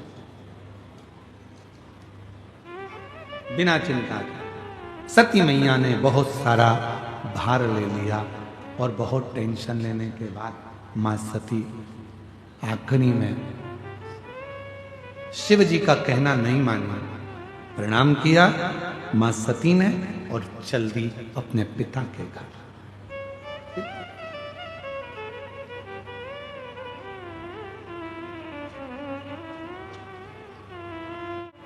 जो आवाज लगाई माता सती ने, पिताजी पिताजी, बाबुल। सामने खड़े थे दक्ष प्रजापति, पर सती को देखकर भी उन्होंने आदर के शब्द नहीं बोले, आदर का संबोधन नहीं दिया। सामने खड़े थे माता सती के बहन, सामने खड़ी थी बहुत सारे बहनोई, माता सती के जितनी बहनें थीं, दामाद थे, सब ने सती को देखा, पर किसी ने आदर नहीं दिया, सम्मान नहीं, सत्कार नहीं। ना बहन मिली, ना भाई मिले, ना पिता मिले, केवल एक मां, माता सती की मां प्रसूति, माता सती की मां प्रसूति आई, और मां मां होती है, मां मां होती है। इसीलिए जो माता पिता का घर है उसको मायका कहते हैं। मायका मतलब माँ का आसियाना, माँ की गोद, माँ का घर, मायका। लोग कहते हैं गुरुजी माँ नहीं है पिताजी तो है, तो उसको पिता का घर क्यों नहीं? माँ के नाम से मायका है। माँ है तो समझ लेना कि मायका भी है। और जिस दिन माँ चली जाती है घर सूना हो जाता है, पूरा परिवार। तुम कितने भी बार मायके में आओ, कितने भी बार आप कितने भी बार मायके आओ, कितने भी बार आप पिता से मिलने आ जाओ, भाई बहन से मिलने आ जाओ, पर वो मायके जैसा सुख जब माँ थी वैसा सुख नहीं मिल सकता, वैसा सुख।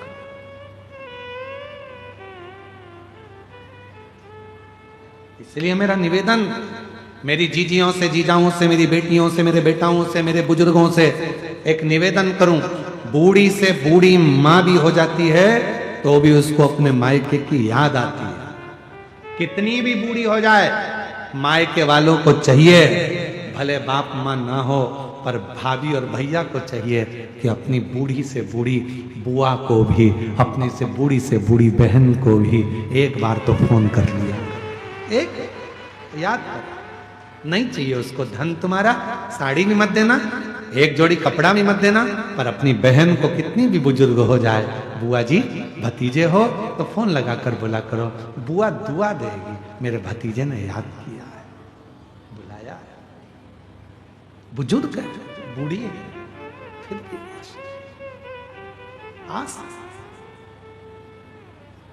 महाराज कितना सुंदर शिवपुराण की कथा में एक वर्णन आता है। कालाधिपति महाकाल राजा की, मेरे शंकर भगवान की एक बहन थी जिसका नाम था क्षिप्रिया। शिवजी की बहन क्षिप्रिया।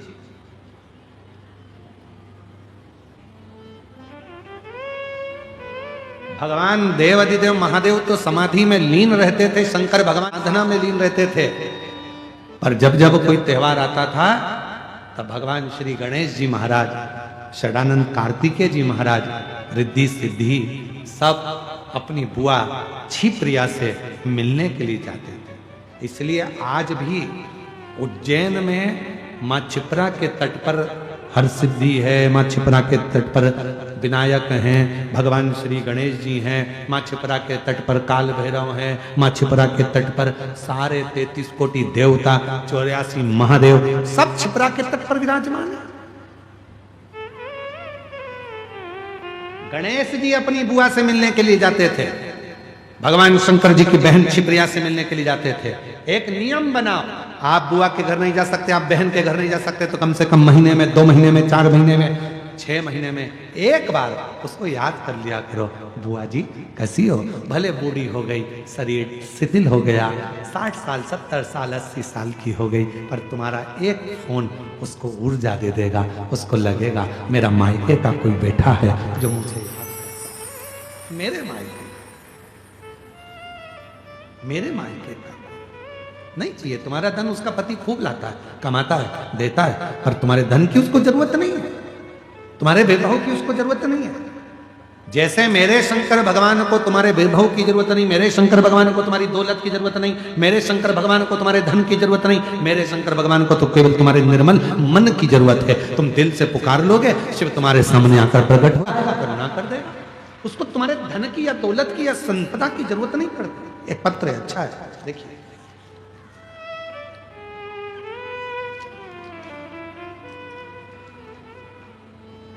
लीला ठाकुर पति मेघनाथ ठाकुर, सुकमा, जिला सुकमा, छत्तीसगढ़ की निवासी हूं। कहीं बैठी हो तो हाथ हिला सकती हैं।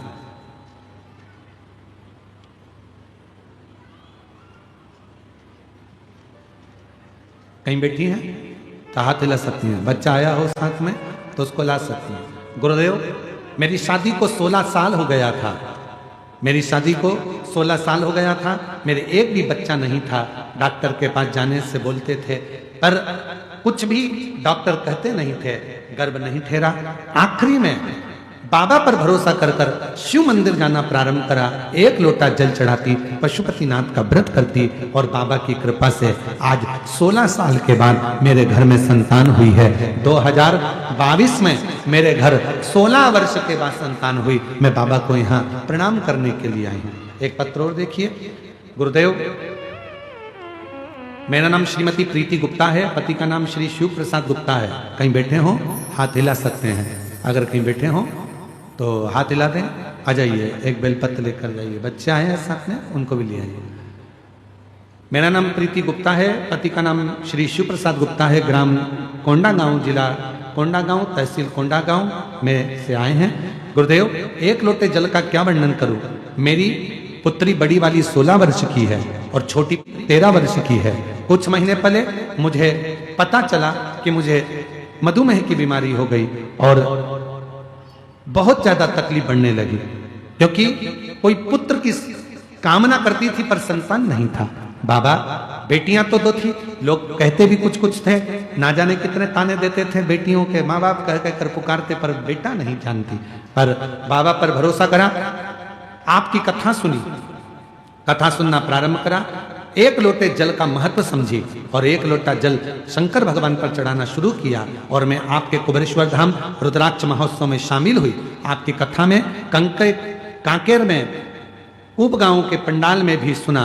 पशुपतिनाथ का व्रत रखा और आपके कहे अनुसार जो भी भक्त पंडाल में कथा सुनते हैं उनकी मनोकामना पूर्ण होती है, ऐसा जानकर मैंने भी कथा सुनी। बाबा की कृपा से बड़ी बेटी 16 साल की, छोटी बेटी 13 साल की, और बाबा की कृपा से ऐसी बाबा ने करुणा कर दी। जिस पुत्र की कामना थी, 28 अगस्त 2025 को बाबा भोलेनाथ की कृपा से मेरे घर पुत्र रत्न की प्राप्ति हुई। मैं बाबा को यहाँ प्रणाम करने के लिए आई हूँ।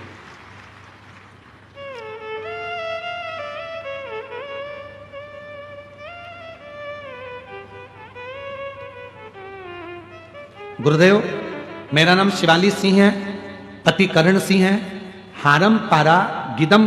मेरी शादी को 8 साल हो गए हैं, संतान नहीं थी। कहीं बैठे हैं, बच्चों को लेकर आ सकते हैं, हाथ हिला दीजिए एक बार। बच्चे आए हैं क्या? आए हैं? आए हैं तो लिया। सहयोगी है कोई साथ में? सहयोगी है? हाँ है, तो फिर दोनों को लिया, ठीक है। 8 साल मेरी शादी को हो गए थे, संतान नहीं थी। डॉक्टरों ने मना कर दिया था कि मैं मां नहीं बन सकती। मैंने बाबा की ऐसी कृपा, रायपुर इलाज करवाया। इलाज करवाने पर मालूम पड़ा कि शिव जी की कथा हो रही है। हम गुड़िहारी में चले गए। गुड़िहारी में बैठकर बाबा की कथा श्रवण करना प्रारंभ करा। पशुपतिनाथ का व्रत किया और बाबा की कृपा ऐसी हो गई। गुरुदेव, गुड़िहारी में हमको नहीं मालूम था, डॉक्टर ने तो मना करा था कि मां नहीं बन सकती, पर गुड़िहारी में, रायपुर के गुड़ियारी में कथा सुनी और बाबा से विनती करी। बाबा की कृपा से गर्भ ठहरा और बाबा की ही करुणा से 2 बार पशुपतिनाथ का व्रत किया, जिसके फलस्वरूप मेरे को जुड़वा 2 बच्चे हुए, एक बेटा और एक बेटी। बाबा ऐसी करुणा हुई, बाबा की कृपा से मेरे बच्चे भी स्वस्थ हैं। मैं बाबा को यहाँ प्रणाम करने के लिए आई हूँ। और तेरी कृपा का कब किस पर हो जाए, जरा सी हम पर कर दो, जरा सी हम पर कर दो। जिस पर भी हो गई तेरी कृपा करुणा, वो भव पार हुआ, भव पार हुआ। पापी हो चाहे कितना, उसका भी बाबा उद्धार हुआ, उद्धार हुआ।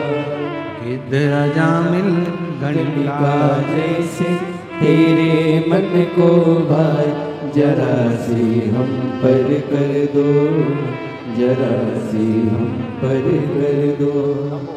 तेरी कृपा का 16 वर्ष के बाद हुआ है। एक बार जोरदार ताली साधुवाद का। हर महादेव, बोलो हर महादेव।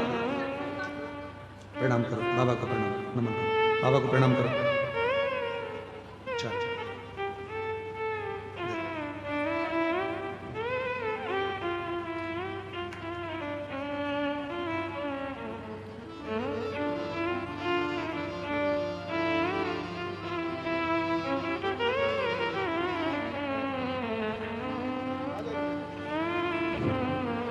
अंदर अंदर आते जाओ आते जाओ।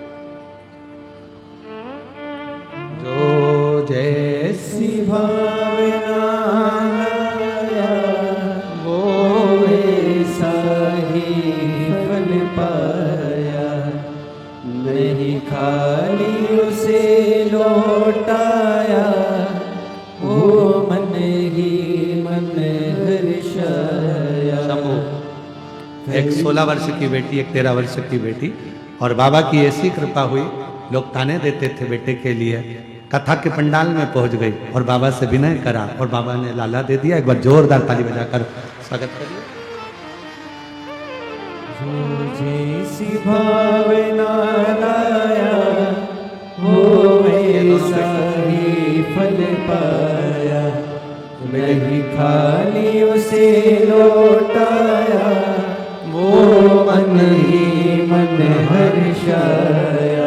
और कर दिया मान काशी वाले ने, लुटा दिया भंडार काशी वाले ने। सती माँ पहुंच गई पिताजी के यहाँ। पिताजी मिलते हैं, बहन मिलती नहीं, दामाद मिलते नहीं, भाई मिलते नहीं, केवल मिले तो केवल माँ मिली, केवल।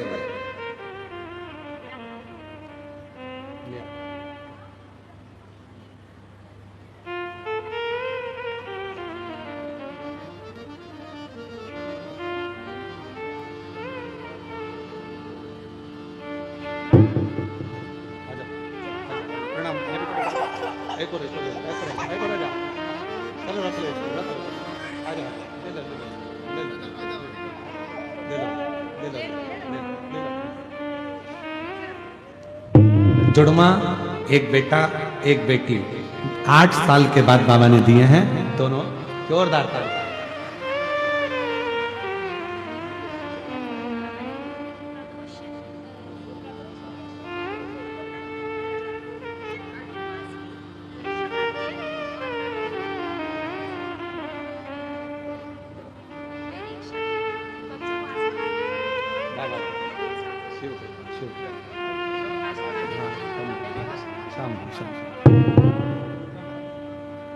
लुटा दिया भंडार काशी वाले ने, कर दिया मान काशी वाले ने। शिव कृपा, शंकर भगवान की करुणा, उनकी उदारता, उनकी दया। सती माता से केवल माँ मिलती है, बाकी के कोई नहीं। और माँ माँ होती है, माँ माँ है।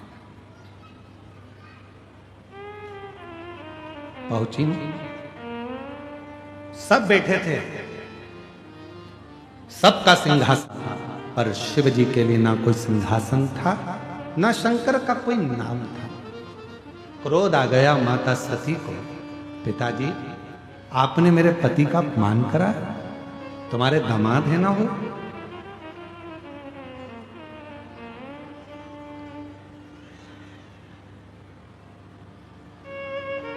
तुम्हारे तो जमाई हैं। इतने में तो दक्ष प्रजापति ने कह दिया जमाई नहीं यम है। क्रोध आ गया मां,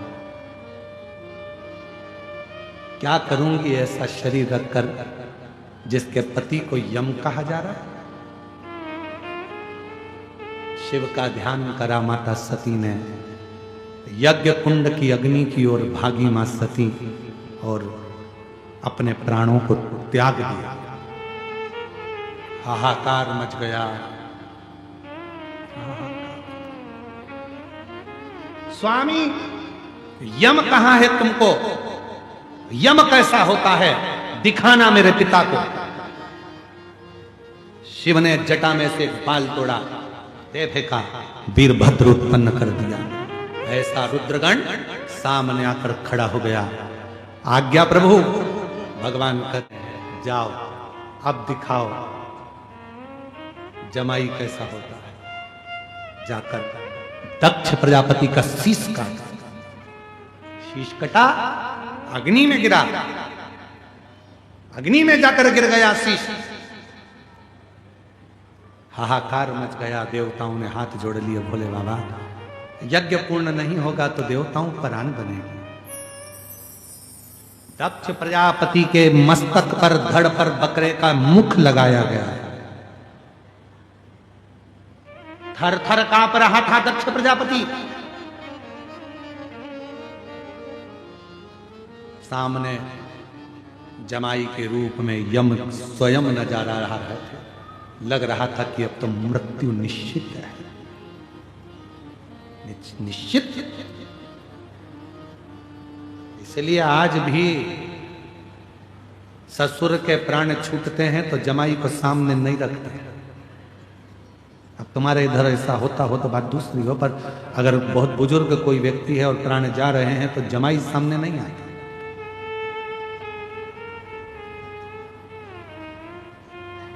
पर आज के समय के कई जमाई इतने अच्छे होते हैं कि वो निभा कर चलते हैं, साध कर चलते हैं, ससुर को भी अपना पिता मानकर उसकी सेवा भी करते हैं। सेवा। और कई ऐसे हैं जो आज भी अकड़ में जीते हैं। हम तुम्हारे बाप की क्यों सेवा करें, हम तुम्हारे पिताजी को क्यों लेने जाएं, हम तुम्हारे पिताजी को क्यों छोड़ने जाएं, हमें तुम्हारे पिताजी से क्या मतलब। अरे उन्होंने अपनी बेटी दी है।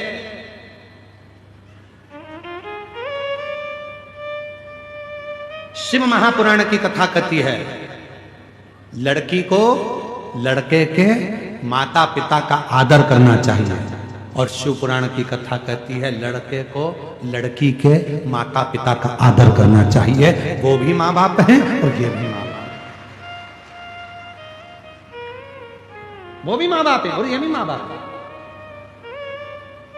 आप अपने सास ससुर का आदर करिए और आप अपने सास ससुर का आदर करिए। आप इनका सत्कार करिए, वो उनका सत्कार करिए। पर होता उल्टा ही है। हर लड़की ये चाहती है कि तुम हमारे माँ बाप का सम्मान करो, भले हम तुम्हारे करें चाहिए। आदर बराबर का होता है तो माँ बाप वो भी ना, तुम्हारे पति के माँ बाप हैं तो माँ बाप वो भी तुम्हारी पत्नी के माँ बाप हैं। दोनों का बराबर आदर होना चाहिए, दोनों का सम्मान। लड़के को चाहिए कि वो लड़की के माँ बाप का करे और लड़की को चाहिए कि वो लड़के के माँ बाप का करे। आदर जो सम्मान। जब भी लड़की अपने लड़के के पति के माँ बाप से मिले तो चेहरे पर प्रसन्नता हो, और जब भी लड़का दामाद अपनी पत्नी के माँ बाप से मिले तो उसके चेहरे पर प्रसन्नता हो। भगोने जैसा मुंडा नहीं, भगोने जैसा। पर ना जाने कौन सी अकड़ रहती है। कुर्सी पर ऐसे बैठेंगे जैसे कि हम दामाद हैं तो हम काय को। जाओ जरा चाय लिया, और मन में सोचे तो जूता ला दे। चाय तो मालूम नहीं है हम दामाद हैं। अरे नमन हो, जैसे हमारी बहन नम्रता रखती है आपके घर में, वैसी नम्रता आप रखिए हमारे घर में, तो चलता है परिवार, नहीं तो कोई परिवार चलता। दोनों की नम्रता, दोनों की सरल, दोनों की सरल। बेटियों से निवेदन है वो भी लड़के के जो पति है तुम्हारा उसके माँ बाप का पूरा आदर करिए। जब भी सास ससुर से मिलो वो दो शब्द कह भी दें, ताना दे भी दें, तो भी तुम्हारे चेहरे की हंसी नहीं जाना चाहिए, तुम्हारे चेहरे पर प्रसन्नता रहना चाहिए। वो कितनी भी गाली दे दें तो भी तुम्हारे चेहरे की प्रसन्नता खत्म नहीं होना चाहिए। वो झगड़ा भी कर ले तो भी चाय बनाकर अपनी सास को जरूर पिलाओ। ज्यादा गुस्सा आए, बहुत तेज गुस्सा आ रहा है सास के ऊपर भी किसी के ऊपर भी, तो थोड़ी अदरक को ज्यादा कूट लो, ज्यादा पर चाय बनाकर पिलाओ। और ज्यादा गुस्सा आए तो आलू के पराठे बनाओ, आटा भी अच्छी जमजम के उसनो गुस्से में, और आलू को भी मलो ऐसे लपक के कि पूरा गुस्सा उस आलू पे निकल जाए। तो आलू के पराठे खा लो, चाय बना के पी लो, पर अंदर गुस्सा मत रखो।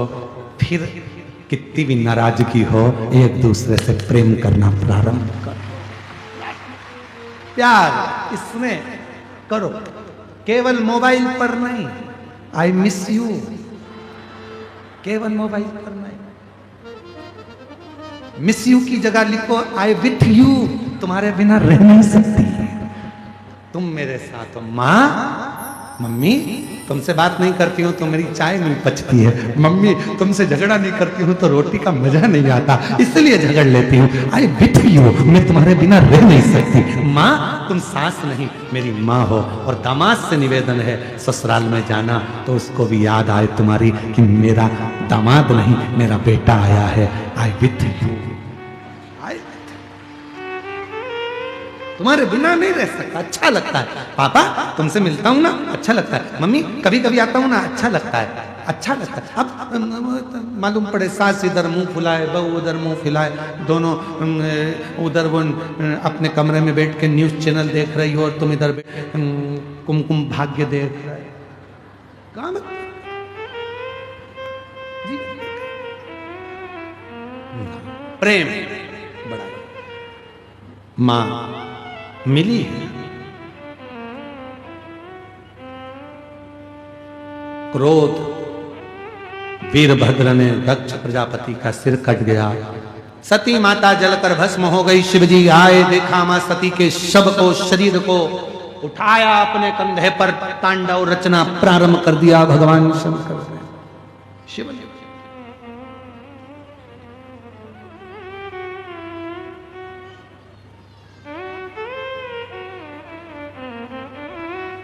और जो तांडव करा शिव जी ने, सब घबरा गए। ब्रह्मा जी ने भगवान विष्णु जी को याद किया, प्रभु कृपा करिए, जब तक सती माता का शरीर कंधे पर रहेगा तब तक महादेव का क्रोध शांत नहीं होगा, ये शरीर नीचे गिर जाए ऐसी कुछ कृपा कर दीजिए। भगवान विष्णु बोले सामर्थ्य नहीं सती के शरीर को काटने की, क्योंकि सती के शरीर में शिव बसे हैं, उनके अंग 3.5 करोड़ रोम छिद्र मनुष्य के शरीर में हैं। ये 3.5 करोड़ रोम छिद्र में शंकर समाया है, इसको काटा नहीं जा सकता। कौन काटेगा? तो क्या सुदर्शन चक्र तो शिव जी का है ना, उसी से काट दो। शंकर के चक्र से ही सती के शरीर के टुकड़े किए गए। टुकड़े गिरते गिरते 52 शक्तिपीठ का निर्माण हुआ। उसी में से एक शक्तिपीठ जहां पर दंत, वो ये दंतेवाड़ा दंतेश्वरी माता का शक्तिपीठ है।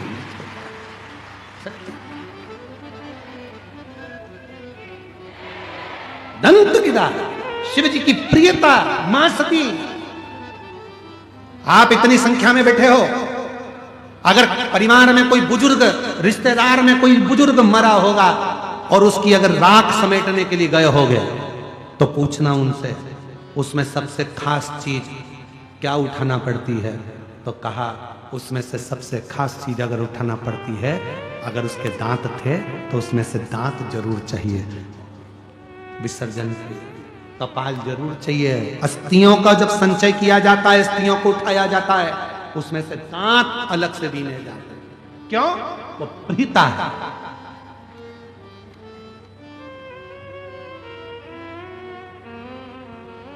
पूरे शरीर की हड्डियां ना मिले, एक दंत भी मिल गया और उसकी भी क्रिया कर दी जाए तो पूरे जीव को मुक्त हो जाता है। उसी तरह 52 शक्तिपीठ में अगर कोई ना पहुंच पाए और जिंदगी में एक बार मां दंतेश्वरी का दर्शन कर ले तो पूरी शक्तिपीठ का फल प्राप्त हो।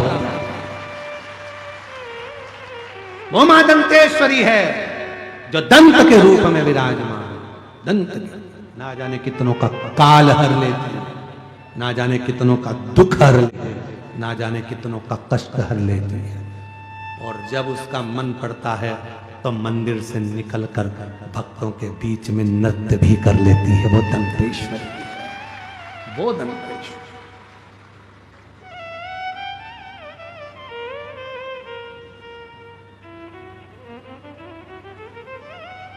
कितने किस्मत वाले हो दंतेवाड़ा वालों, घर जाके नजर उतरवा लेना। तुम माई के गोद में रहते हो और छाती ठोक कर कह सकते हो कि हमारी मां है दंतेश्वरी, जिसकी गोद में हम रहते हैं, जिसकी गोद में रहते हैं। भगवान देवाधिदेव महादेव से एक बार माता पार्वती ने एक प्रश्न किया था, भोले बाबा आप मां सती को याद करते हो, सती से मिलने के लिए कहां जाते हो? शंकर भगवान ने कहा वो बस्तर का क्षेत्र, वो दंतेश्वरी के दांत का स्मरण करने के लिए। और पूरे शरीर की सबसे ज्यादा सुंदरता देने वाली चीज ही क्या है? बोलो बोलो। ये तुम्हारे दांत जब निपट जाए पूरे की पूरे, पापड़ को भी जब तुम चूर के खाओ, तब तुम्हारे मुंह को कौन देखे? कौन देखे? ना मुख में दांत है, ना शरीर में हाथ है। क्या मतलब का? एक स्माइल ना जाने कितनों की नींद उड़ा देती है। स्माइल प्रैक्टिकल करके देखना। यहां से जाते जाते कोई खड़ा हो तो एक बार हंस के चलिए जाओ, वो 4 दिन तक सोएगा नहीं। क्यों हंसी थी? क्यों हंसा? कारण क्या है? नींद में भी सोच रहे। पत्नी कोनी मारकर पूछ रही क्या बात है, नींद नहीं आ रही? कथा में गया था, एक हंस दिया था।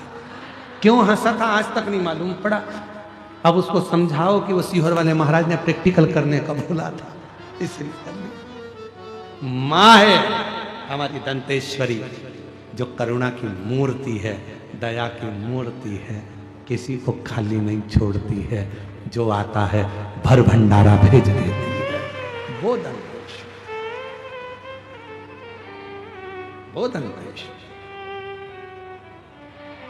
टुकड़े टुकड़े हुए शरीर के 52 शक्तिपीठ का निर्माण हुआ।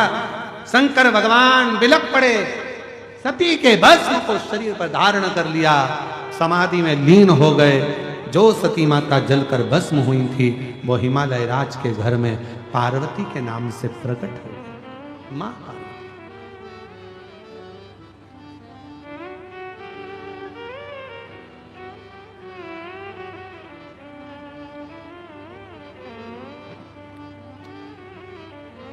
आज के समय में लोग कहते हैं हम आपकी भावना को समझते हैं। हम कहते हैं भावना मत समझो, बोल की वाणी को समझ जाओ, शब्दों को समझ जाओ तो समझ गए कि भावना को समझ गए। आज शब्द नहीं समझ पाता है, बाहु समझने चला, शब्द को भी तो समझो।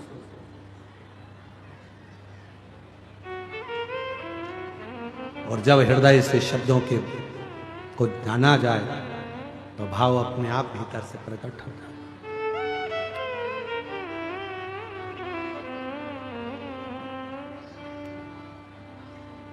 दंतेवाड़ा की माई दंतेश्वरी, दंतेवाड़ा की माई दंतेश्वरी, हम पर कृपा कर दो ना माई, हम पे कृपा करो ना माई। दंतेवाड़ा की दंतेश्वरी, दंतेवाड़ा की दंतेश्वरी माई, हम पे कृपा करो माई, हम पे कृपा करो ना माई।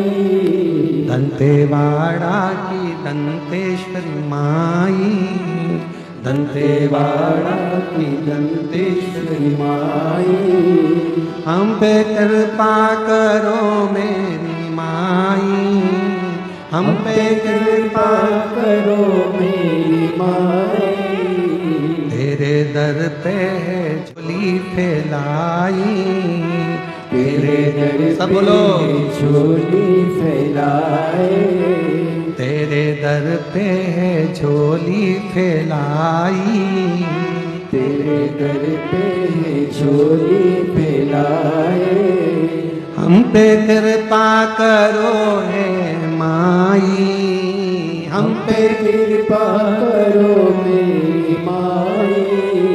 दंतेवाड़ा की दंतेश्वरी माई, दंतेवाड़ा की दंतेश्वरी माई। एक लाइन गाते हैं, खड़े तो नहीं हो गए? पक्का? क्योंकि अभी थोड़ी सी कथा बची है। गाएं? सब गाओगे साथ में? दंतेवाड़ा की दंतेश्वरी माई, दंतेवाड़ा की दंतेश्वरी माई, दंतेवाड़ा की दंतेश्वरी माई, दंतेवाड़ा की दंतेश्वरी माई, हम पे कृपा करो मेरी माई, हम पे कृपा करो मेरी माई, ओ हम पे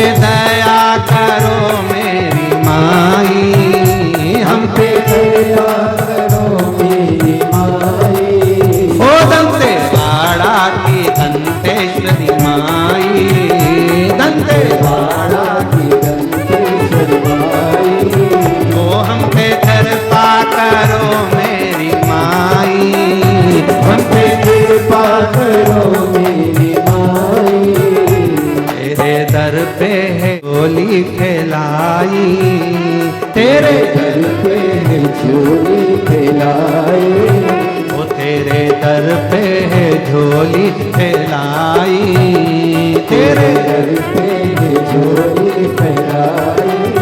वो हम पे कृपा करो मेरी माई, हम पे कृपा करो मेरी माई, वो हम पे दया करो मेरी माई, हम पे कृपा करो मेरी माई। ओ दंतेवाड़ा की दंतेश्वरी माई, दंतेवाड़ा की दंतेश्वरी माई, ओ हम पे कृपा करो मेरी माई, हम पे कृपा करो मेरी माई, ओ हम पे कृपा करो मेरी माई, मुझ पे कृपा करो मेरी माई। ओ दंतेवाड़ा की दंतेश्वरी माई, दंतेवाड़ा की दंतेश्वरी माई, हम पे कृपा करो मेरी माई, हम पे कृपा करो मेरी माई। हिमालय राज के मंगल आनंद हुआ, पार्वती का मंगल विवाह शिव जी के साथ हो रहा है। माँ पार्वती जी और शिव जी पधारे, जोरदार ताली बजाइए।